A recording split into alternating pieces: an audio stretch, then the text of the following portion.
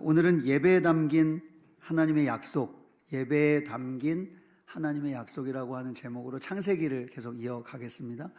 하나님께서 창세기를 시작할 땐 참 보기 좋다, 막 감탄하시고 기뻐하시고 그러셨는데 불과 8장에 오니까 6장에 오니까 하나님께서 후회하시고 한탄하시고 또 마음 아파하셨다, 이런 이야기가 있습니다. 우리가 한번 읽어보겠습니다. 창세기 6장 5절에서 7절 전반부인데요, 읽겠습니다. 시작. 주님께서 사람의 죄악이 죄에 가득 차고 마음에 생각하는 모든 계획이 언제나 악한 것뿐임을 보시고 땅 위에 사람 지으셨음을 후회하시며 마음 아파하셨다. 주님께서는 탄식하셨다. 참 보기 좋아하시면서 생육하고 번성하라고 축복하셨는데 어느새 시간이 지나면서 사람들의 죄악으로 만연된 모습을 보시면서 하나님이 너무 마음 아파하시고 또 한탄하신다, 탄식하신다, 이런 말씀을 우리가 읽게 됩니다. 결국 이 일로 하나님께서 세상을 물로 심판을 결정하시죠. 그런데 우리가 주목할 것이 있습니다. 사람들에게 죄악이 가득했지 피조물에게 죄악까지 가지 않았어요. 다른 동물과 또 식물들은 그냥 건강하게 잘 자라고 있었어요. 그런데 사람의 죄악으로 말미암아 온 피조물을 물로 심판하고 계시다는 거예요. 이게 뭘까? 사람이 이 땅 가운데 중요하다는 겁니다. 사람이 악하면 모두가 멸망하고 사람이 선하게 그 청지기 역할을 감당하면 생육하고 번성할 수 있다는 거예요. 그래서 주님이 이런 말씀하셨습니다. 마태복음 16장 19절 읽겠습니다. 시작. 내가 너에게 하늘나라의 열쇠를 주겠다. 내가 무엇이든지 땅에서 매면 하늘에서도 매일 것이요 땅에서 풀면 하늘에서도 풀릴 것이다. 아멘. 사람에게 온 세상의 피조물이 함께 복을 누릴 수 있느냐 멸망할 수 있느냐라고 하는 키를 가지고 있다는 거예요. 사람에게 그런 소망이 있다는 거예요. 오늘날도 사람의 탐욕과 또 무분별하게 개발하는 모든 그런 일들로 인해서 지금 자연이 신음하고 있는 계속 경고를 우리에게 하고 있지 않습니까? 그래서 내가 먹는 것 하나, 그 한순간 무분별할 수 없는 이유가 여기에 있습니다. 우리가 함부로 하면 자연이 다 신음할 수밖에 없기 때문에 그래요. 반대로 나 혼자 절제하며 산다고 이게 뭐 세상이 다른 사람 다 무분별하게 사는데 그냥 막 이렇게 사는데 나 혼자 절제하며 산다고 세상이 달라질 게 있나? 성경은 달라진다는 거예요. 그 한 사람으로 인하여 소망이 있다는 거예요. 그 한 사람이 바로 키를 가지고 있다라고 말씀하시는 거예요. 그래서 하나님은 사람들의 죄악으로 인해 한탄했던 것을 하나님이 그 한 사람을 찾으셔서 그를 불러 그를 통해 이어가게 하시는, 하나님의 역사를 이어가게 하신다는 거예요. 창세기 6장 8절에서 9절 읽어보겠습니다. 시작. 그러나 노아만은 주님께 은혜를 입었다. 노아의 역사는 이러하다. 노아는 그 당대에 의롭고 흠이 없는 사람이었다. 노아는 하나님과 동행하는 사람이었다. 아멘. 아니 어떻게 당대에 다 악한 사람들로 가득한데 어떻게 이 한 사람은 하나님에게 당대에 의롭고 흠이 없는 사람이었을까? 다른 사람 다 악한 길 가고 있는데 어떻게 이 한 사람은 뭘 도대체 따라갔길래 이렇게 흠이 없고 의로운 사람이었을까? 여기 보면 노아는 하나님과 동행하는 사람이었다. 하나님과 동행하는 사람이었다라고 이야기하는데 이 말은 달리 말하면 인간은 스스로 의롭고 흠이 없는 사람이 될 수 없다는 겁니다.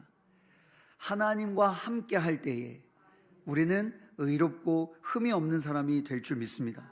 결국 이 말은 다른 말로 말하면 우리가 무엇을 소유하고 무엇을 얻었고 무엇을 성취했기 때문에 의롭고 흠이 없는 사람이 되는 게 아니라 하나님 안에서의 관계를 올곧게 할 때에 우리는 이 땅 가운데 흠이 없는 의로운 자 될 줄 믿습니다. 다른 말로 말하면 하나님 바라보지 않고 사는 세상 가운데 하나님만 바라보며 살았다는 거예요. 어떠한 일 가운데 있어도 하나님만 바라보고 그 하나님을 따라 살아간 그 인생이 노아의 인생이었다는 거예요. 그래서 하나님 떠난 사람은 죄로 가득하고 패역하고 하나님의 탄식이 될 수밖에 없는 존재이지만 하나님과 동행한 사람, 하나님을 바라보며 산 사람, 그가 하나님의 소망이고 세상의 소망이 된 줄 믿습니다.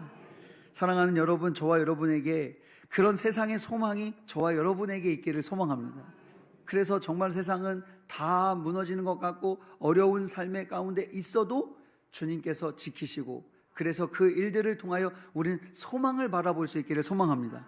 이 소망인 노아에게 하나님께서 이 말씀하십니다. 7장 1절입니다. 읽겠습니다. 시작. 주님께서 노아에게 말씀하셨다. 내가 보니 이 세상에 의로운 사람이라고는 너밖에 없구나. 너는 식구들을 다 데리고 방주로 들어가거라. 아멘. 너밖에 없었어요. 그 한 사람밖에 없다고 하나님 보셨어요. 그런데 하나님은 이어가고 계시다는 거예요. 이 소망의 물줄기가 저와 여러분을 통해 이어지기를 축복합니다.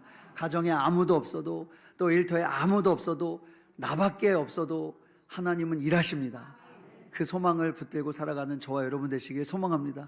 방주로 들어가라고 했어요. 방주로. 배가 아니라 방주라고 하죠.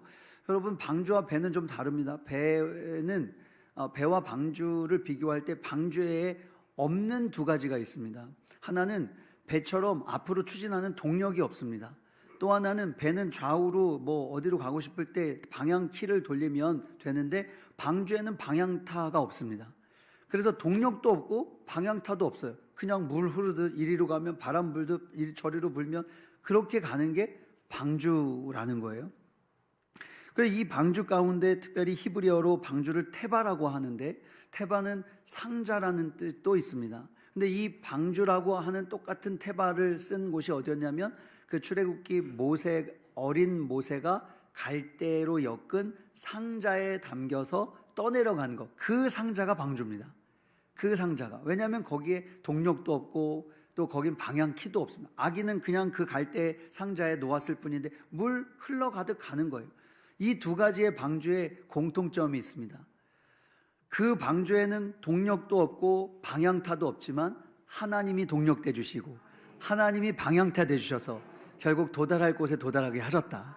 방주는 아라랏에 도착했고 그 모세의 갈대 상자는 그 이집트의 공주 앞에 도착했습니다. 여러분, 우리의 삶의 여정 가운데 하나님이 내게 힘과 능력이 하나도 없어도 하나님이 나의 동력이시고 하나님이 나의 방향타이십니다. 이 사실을 믿고 달려가는 저와 여러분 되기를 축복합니다. 그런데 이걸 믿고 살아가는 게 생각보다 쉽지 않습니다. 내게 방향타가 있어야 될 것 같고 내게 동력이 있어서 빨리 지금 나가야 될 것 같고 이런 마음들이 있단 말이죠. 여러분, 방주에 들어갔어요. 노아가 방주에 들어가서 한 일이 뭐냐면 40일 동안 홍수가 계속 일어나는 거. 비가 그냥 내리는 게 아니라 막 쏟아져. 40일 동안 쏟아져 오는 그 물에 방주 논새 떠서 둥둥 떠는데 어디로 가는지도 모르고 있는 거예요. 150일 동안 둥둥둥 떠 이후에 떠서 그냥 그 묻이 다 마르는 시간까지 이제 150일이 지나서 다시 물이 살아들어도 어느 곳에 어떻게 부딪힐지 모르지만 그냥 계속 떠 있는 거예요. 그리고 어느새 아라랏산에 도착하고 마른 땅에 내려오기까지 1년이라는 시간이 지나갑니다. 약 1년이라는 시간이. 그런데 여러분, 이 1년이라는 시간 동안 이 동력과 방향타가 없는 노아 그냥 가만히, 이게 쉬운 일이 아닌 거죠. 작년에 우리 성도님들과 기독교 국가인 조지아와 그 최초 교회가 있는 아르메니아 땅을 성지순례로 갔다 왔어요. 근데 거기에서 그 아르메니아 국경에서 그 튀르키예와 맞물려 있는 그곳에 아라랏산이 있어서 거기까지 먼 길을 이동했습니다. 그 산 하나 보려고 이동한 거예요. 정말 일주일 동안 있어도 볼 수 없다는 산을 저희는 그날 봤어요. 하나님께서 허락해 주셔서 너무 감격스러운 거죠. 화살표를 해놨는데 저희가 코비랍 수도원, 언젠가 한번 제가 성지순례 다녀와서 소개했는데 코비랍 수도원으로 가서 그 성곽에서 서면 딱 그냥 정면에 저 아라랏산이 보입니다. 근데 저걸 맑은 하늘에 저 정상을 본다는 게 얼마나 감격스럽고 설레었는지 몰라요. 가슴이 막 뭉클한 거예요. 그 아라랏산을 지금 내가 눈으로 보고 있구나. 그런데 그것도 잠시 마음이 너무 무거워졌어요. 왜냐하면 저 꼭대기를 넘어 물이 찬 거잖아요. 여러분, 백두산이 2744m. 그런데 아라랏산은 5,137m, 거의 2배예요. 백두산도 높다고 하는데 그거의 2배인 5,000m가 넘는 저기까지 물이 채워지는 동안 비가 멈추지 않았다. 그리고 온 지면이 물로 가득했다. 인간의 죄가 얼마나 악했길래 온통 이렇게 하나님이 쏟아부으셨을까? 어떤 시인이 이 40일 동안 내린 비에 대해 하나님의 눈물이다, 그런 얘기를 하더라고요. 하나님이 그 자녀들뿐만 아니라 피조물을 다 물로 다 쓸어버리시면서 얼마나 가슴이 아프셨을까. 그래서 그 가슴 아픔이 슬픔이 멈추지 않았다는 거예요. 마치 우리가 자녀들의 잘못 때문에 회초리를 들고 종아리를 때리지만 그 아파하고 상처가 나는 그 모습을 보면서 부모도 아파서 어찌할 바 몰라 하는 것처럼, 그러나 그 죄악을 반드시 벌해야 되기에 하나님이 그 일들을 행하시는 그 여정 속에 있을 때 얼마나 이 시간들이 하나님이 아프셨을까. 그런데 노아가 이 온 세상의 물로 이렇게 저 높이까지 가득 차 때까지 방주에 살려고 들어갑니다. 하나님 들어가라 하셨으니까 들어간 거예요, 살려고. 그런데 방주에서 아무것도 하지 못함을 경험합니다. 방향타도 없지, 방주를 이끌 힘도 없지, 또 어디로 가야 되는지도 모르고 언제 심지어 나가야 하는지도 모르는 상황. 그 상황에서 오랜 시간을 걸어가고 있었어요. 모든 것이 그의 영역 밖이었습니다.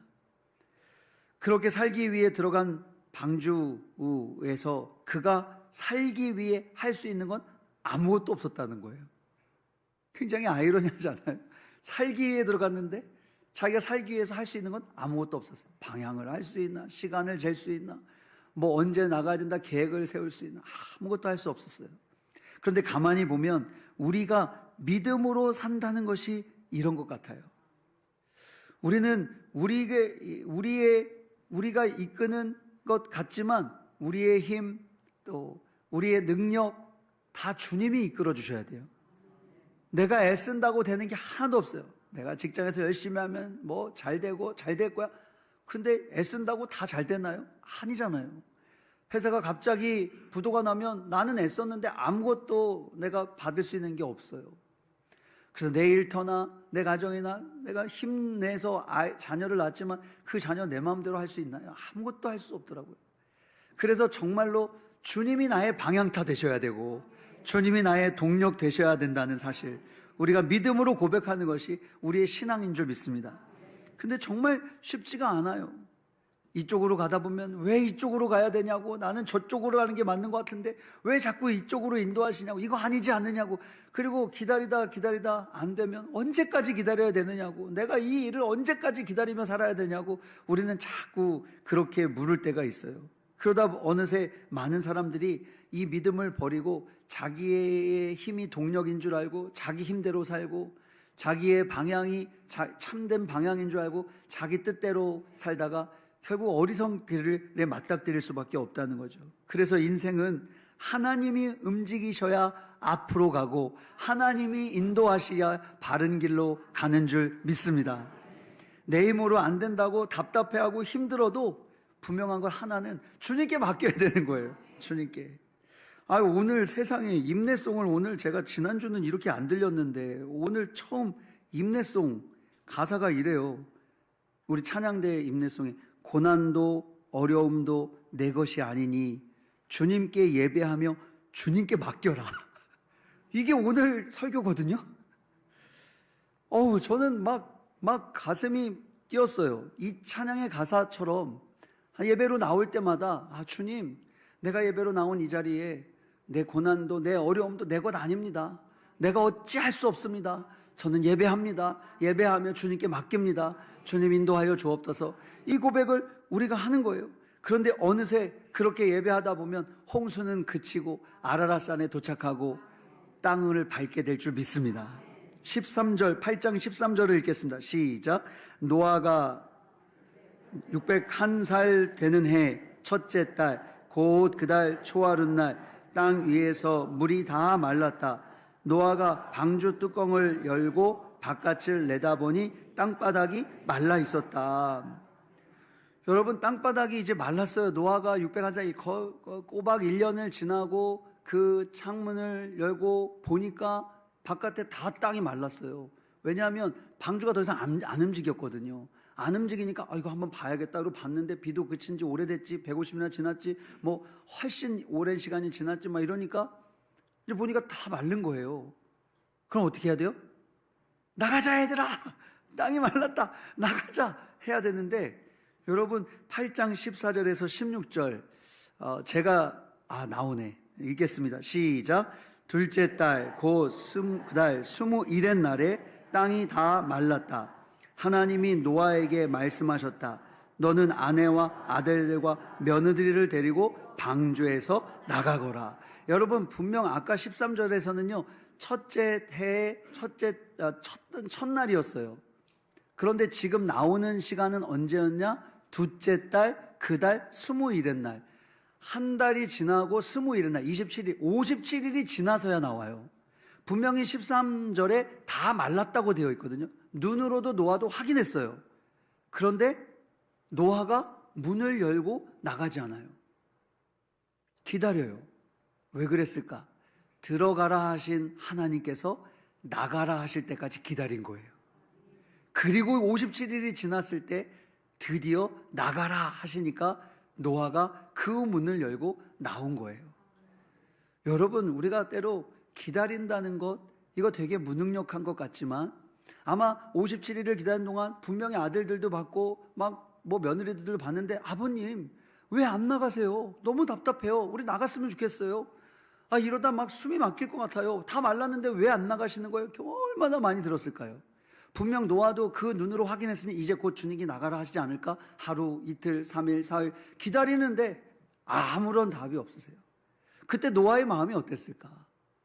얼마나 조급했겠어요. 모르겠다. 내가 내 마음대로 나가보자. 한번 우리 일단 나가보자 할 수도 있었을 텐데 노아가 끝까지 기다려요. 끝까지. 그리고 57일이 지나 하나님께서 방주에서 나가거라 하실 때 이 노아가 나간 줄 믿습니다. 방주에 나가려고 기다리는 동안 이 노아가 뭘 했을까요? 나갈 준비를 한 거예요. 언제든지 나가라 할 때 머뭇거리거나 주저하지 말고 나가야 되니 그때를 기다리고 준비하고 성실히 하루하루를 산 거예요.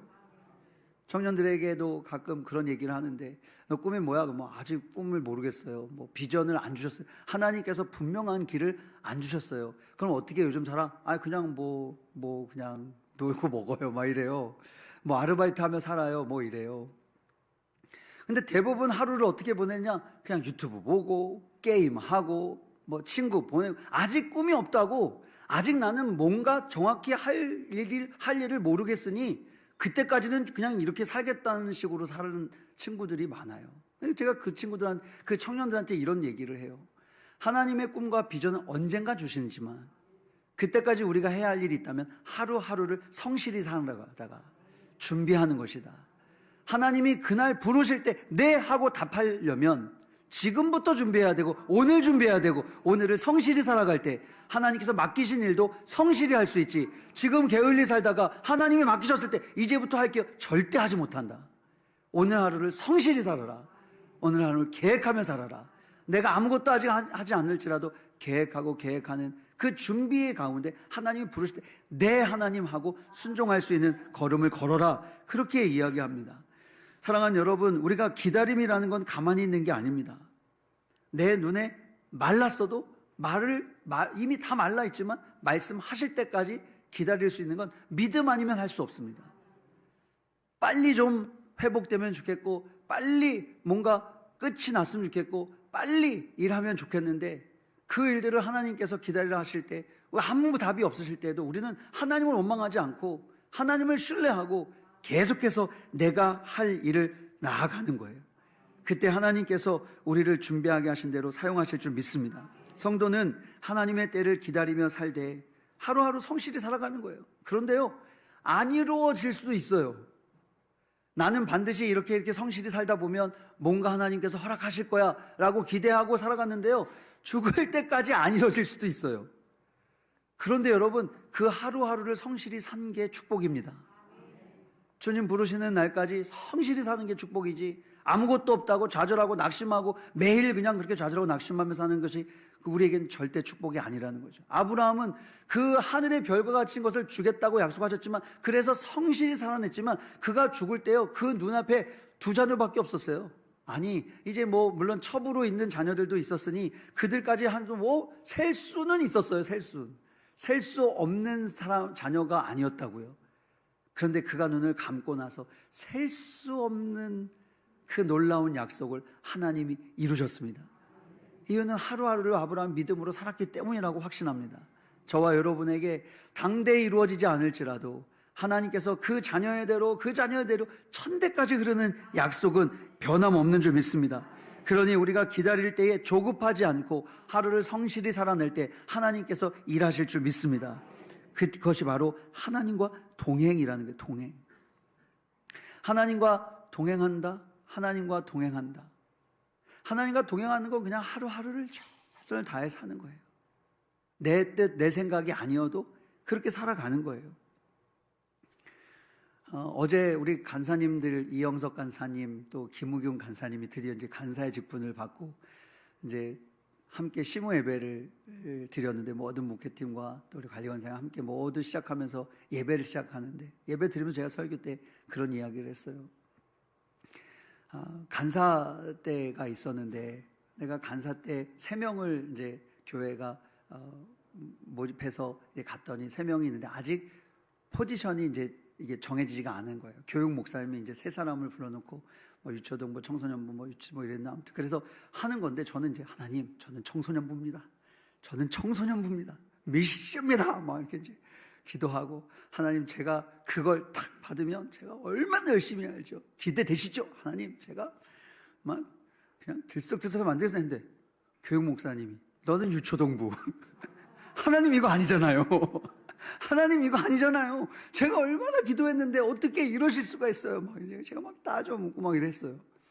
그러다가 그래, 그래도 맡겨주신 직분 감당해야지. 그리고 이제 그럼 목사님, 저는 유초동부 가서 뭘 하면 될까요? 그랬더니 목사님이 뭐라고 하시냐면, 한 달 동안 유초동부 가서 캐비넷 정리해 그러는 거예요. 캐비넷을 정리하래요. 유초동부실에 캐비넷이 한 3개 있었던 것 같아요. 근데 한 개부터 차례대로 다 정리하래요. 한 달 동안. 그래서 제가 속으로 이게 뭐야? 아니, 내가 지금 신학교를 왔고 신학교에서 이렇게 정말 열심히 다해 섬기려고, 교회를 섬기려고 왔는데, 아니 지금 나를 어떻게 보고, 나는 지금 바로 말씀을 전해야지, 내가 정말 막 선생님들 기도 인도하고 내가 막 이끌어야지, 어떻게 나한테 캐비넷을 정리하라고 그래? 아니 그거는 다른 사람이 해도 되는 거 아니야? 막 그런 막 마음에 막 불평이 막 일어났어요. 그런데 기도하다가 어떤 마음이, 그래, 이것도 뭐 누군가 해야 된다면 해야지, 하자. 그러고 첫 번째 캐비넷을 딱 열었는데, 열자마자 물건이 와르르르 쏟아지는 거예요. 그냥 막 억지로 끼워서 닫아 놓은 것 같아요. 아마 교육 목사님이 그걸 보다가 이제 언젠가 간사 세워놓으면 간사한테 시켜야겠다, 이런 생각을 하셨던 것 같아요. 그래서 정말 매주 토요일에 가면 그냥 첫 번째 간, 두 번째 간, 세 번째 간 하나하나 꺼내서 그냥 제 마음대로 버릴 수 없으니까 선생님들한테 물어보고, 또 뭐 전사님한테도 여쭤보고, 그러다 보니까 어떤 선생님이 어머 이거 20년 전 물건인데 이래요. 진짜 그런 게 막 다 나온 거 막 구별하고 쓰레기 나누고 해서 다 3개를 끝냈는데, 그리고 부활절을 맞이하는데 부장님이 처음으로 캐비넷을 여신 거예요. 부장님이 딱 열자마자 어머 캐비넷이 왜 이렇게 깨끗해졌어? 너무 좋다 이러면서 기뻐하시는 거예요. 근데 제가 어떤 생각이 들었냐면, 그래, 그냥 내가 묵묵히 해나간 걸 통해 누군가 기쁨이 될 수 있다면 이게 주님의 일이지, 무슨 뭐 거대한 무슨 설교를 하고 무슨 사람을 변화시킬 게 아니라 내가 할 수 있는 걸 그냥 최선을 다해서 맡겨주시면 하자. 그렇게 여기까지 그냥 걸어온 거예요. 간사님들한테도 어떤 포지션이 되든 뭘 맡기든 여러분이 맡겨주신 그 일들을 성실히 감당할 때 무엇보다도 하나님 맡기셨다 믿고 하나님과 동행해라. 하나님이 동행할 때 하나님께서 경건훈련도 하시고 세워주실 것이니 그 믿음으로 잘 걸어가면 좋겠다, 이런 권면을 했어요. 그런데 그 하나님과 동행한 그 노아가 이제 나가거라, 방주에서 나가거라 했을 때 딱 나가는 순간 여러분 뭐 하시겠어요? 딱 나가는 순간 뭐 하시겠어요? 야호 좋아하지 않았을까? 드디어 땅을 밟았으니 막 펄쩍펄쩍 뛰지 않았을까? 막 강강술래 하지 않았을까? 우리가 드디어 땅 밟았다 하고 좋아하지 않았을까? 근데 어쩌면 한편으로는 1년 동안 죽은 사체나 뭐 아직 다 걷어지진 않은 일들이 그래도 있을 거예요. 온통 세상에 있었을 거예요. 어떤 학자는 노아가 그 문을 열자마자 맡은 냄새는 좋은 공기 냄새가 아니라 악취였을 것이다, 이런 얘기를 하거든요.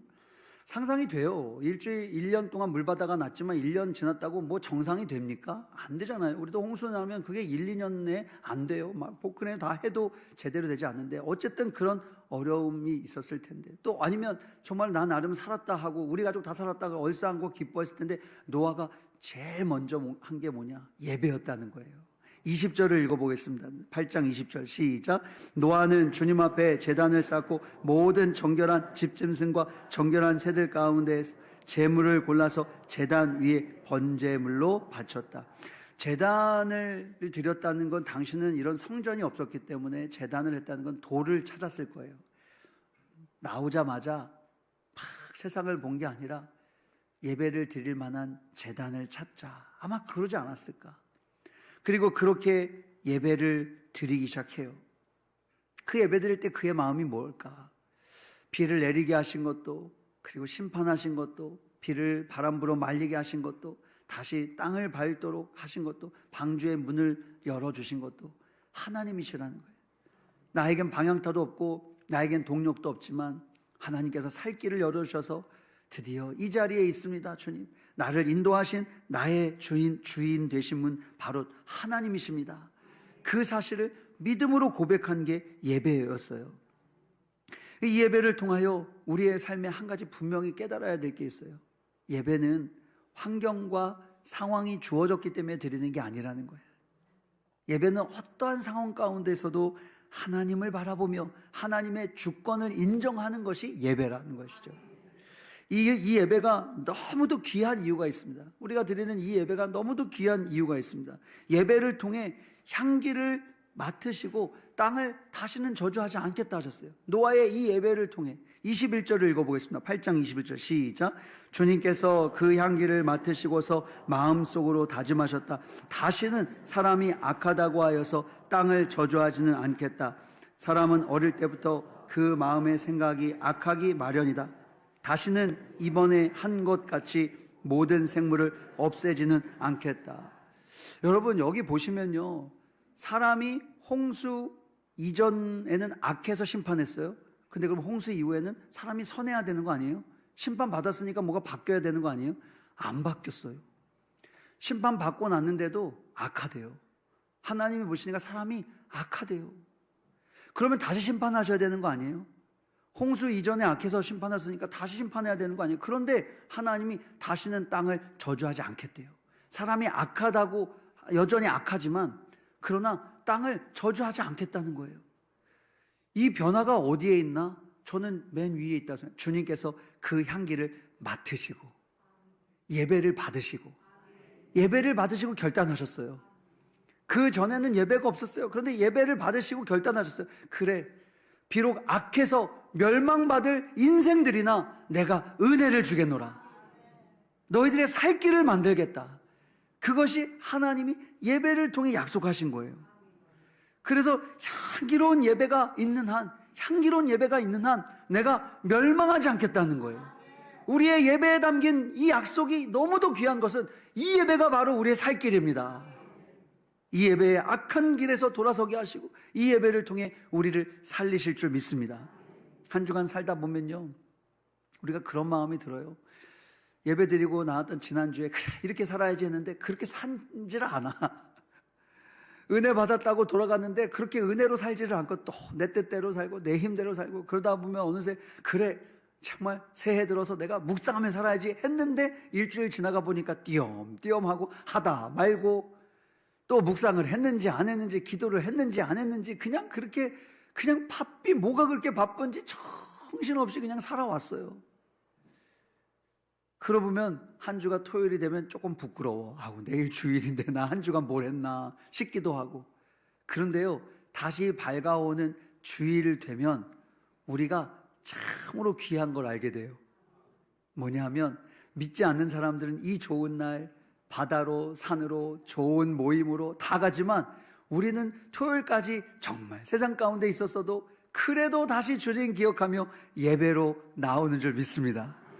하나님 그걸 기뻐하신다는 거예요. 야, 내가 너 부족한 줄 아는데, 네가 얼마나 악한 줄 알고, 네가 얼마나 세상을 좋아하는 줄 알고, 네가 얼마나 묵상 안 하고 살아갔는 줄 아는데, 그런데도 주일 기억하며 이렇게 달려와 나한테 예배하고 있구나. 내가 기뻐한다. 정말로 악할지라도 네가 그렇게 애쓰고 수고하는 거 정말 내가 기뻐한다. 여러분, 우리가요 뭐라도 좀 생겨야, 막 기도했던 게 뭐가 이루어져야 너무 하나님 감사합니다, 제가 이번 주 예배로 달려가 기쁨으로 예배하겠습니다 이러고, 뭐 좀 돈이라도 생기고 또 무슨 바라던 일이 좀 잘 되고 나면 하나님 정말 감사합니다 이러고 달려 나오죠. 목사님 다음 주에 제가 예배 가서 간증할게요 이래요. 오지 말라 그래도 와요. 기쁘면 막 스스로 달려오는 거예요. 그런데 문제가 있고 힘들고 어려우면 저 예배 볼 상황 아니에요. 예배 갈 상황 아니에요. 저 예배 못 가요. 지금 예배 갈 형편이 안 돼요. 그런 얘기를 하는데도 그게 우리의 본성인데, 사실은 여러분 힘들고 어려운 일이 있을 때 여러분 예배로 오는 게 즐거워요? 아휴, 정말 어쩔 수 없이 억지로 끌려온 것 같은 그런 느낌도 들고, 그냥 지난주에도 왔으니까 이번 주도 와야지 이런 마음들도 있을 텐데, 그게 우리의 악한 본성인데 그럼에도 예배로 나오는 우리를 주님이 향기로 받으신대요. 이 예배가 너무 귀하다는 거예요. 멸망받을 수밖에 없는 그런 악한 사람들이지만 내가 은혜를 주겠다. 그러니 너희들 살 길이 있어. 예배로 잘 나왔어. 예배 잘 드리고 있어. 그렇게 우리에게 약속하셨다는 거예요. 나아가 이런 약속을 하세요. 향기로운 예배를 받으신 주님께서 창세기 8장 22절 마지막 절인데 이렇게 약속하면, 시작.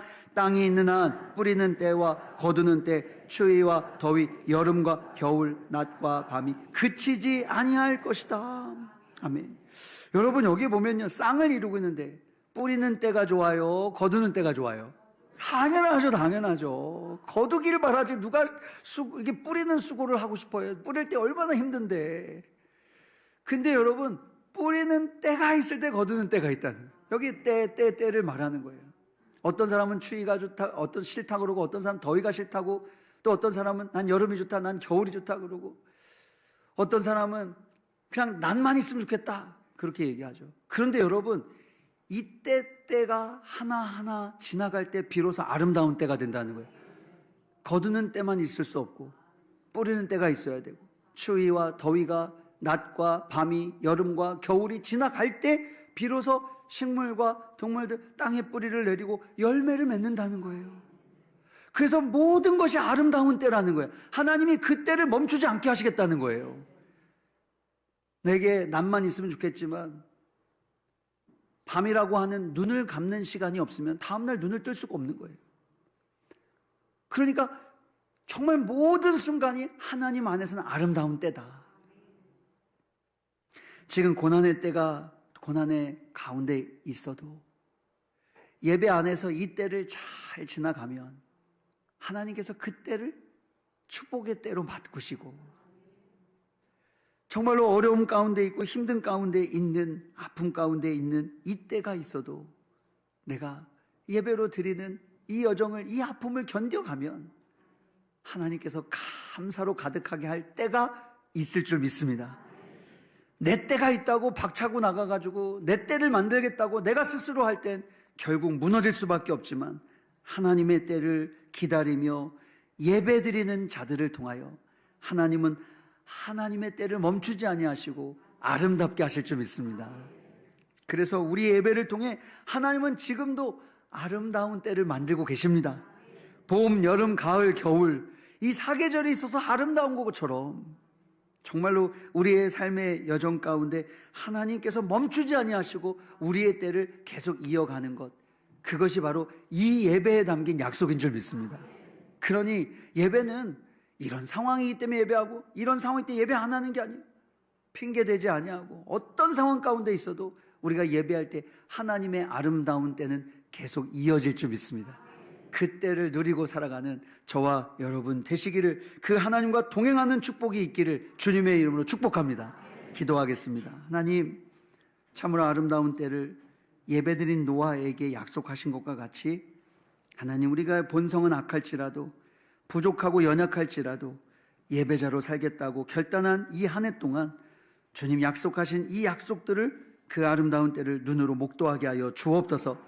그래서 정말로 지금은 뿌리고 있는 수고의 때지만 거두는 기쁨이 있게 하시고, 추워 어찌할 바를 모를 때이지만 주님께서 따뜻하게 하실 그날을 소망하며 걷게 하여 주옵소서. 그래서 우리의 삶의 여정 가운데 고난과 어려움, 이 모든 건 내 것 아니고 정말 예배드리며 주님께 맡기고 걸어가는 주의 예배자 되게 하여 주옵소서. 예수님의 이름으로 축복하며 기도합니다. 아멘.